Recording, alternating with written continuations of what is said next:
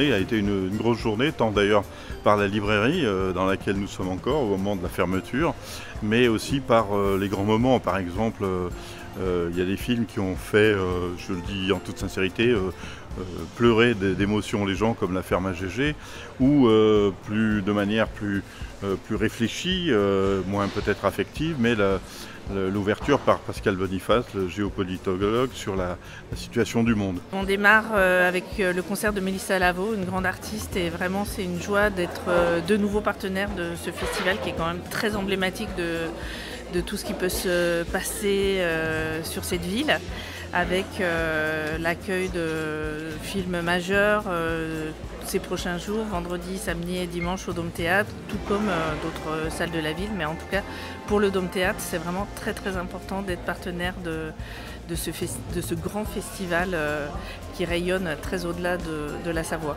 À la fois le public fidèle revient, mais aussi, et ça c'est nouveau peut-être, des gens de plus en plus éloignés, de régions de plus en plus éloignées du reste de la France, mais aussi de Grenoble, de tout le sillon alpin, etc.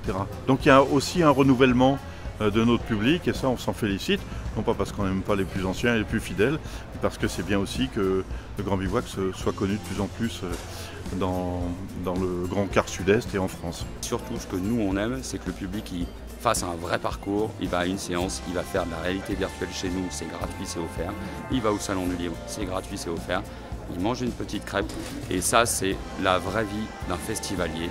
Voilà, il est, j'ai envie de dire, libre, flexible, on lui propose plein de choses, il les prend, il les butine dans tous les sens qu'il a envie de les prendre, mais oui, on est ravis, c'est parti, c'est lancé. Oui, alors nous participons activement au Grand Bivouac en présentant ce qu'on appelle des regards croisés. Ce sont des films qui ne sont pas dans la programmation du Grand Bivouac typiquement, mais qui sont accompagnés par le Grand Bivouac.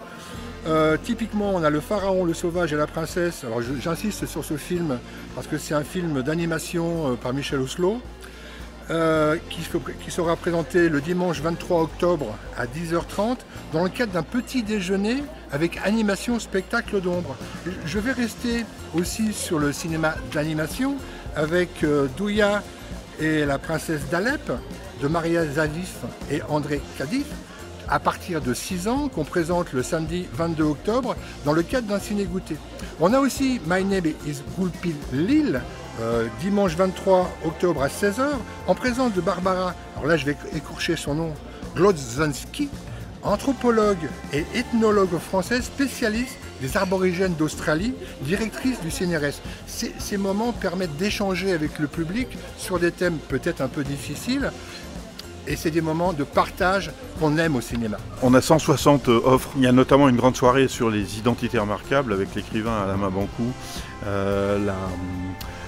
et puis aussi également la Alena Buffalo Spirit, qui est une militante et artiste cheyenne, qui sera demain soir à la grande soirée sur l'Ouest américain. Elle arrive spécialement du Montana, elle est arrivée à Albertville cette nuit. Et oui, cette nuit, parce qu'elle avait loupé son avion à Londres. Et ça sera un grand moment. Donc ça, c'est demain soir, Ouest américain. Et les identités remarquables, samedi soir à la même heure et au Théâtre de Mestre.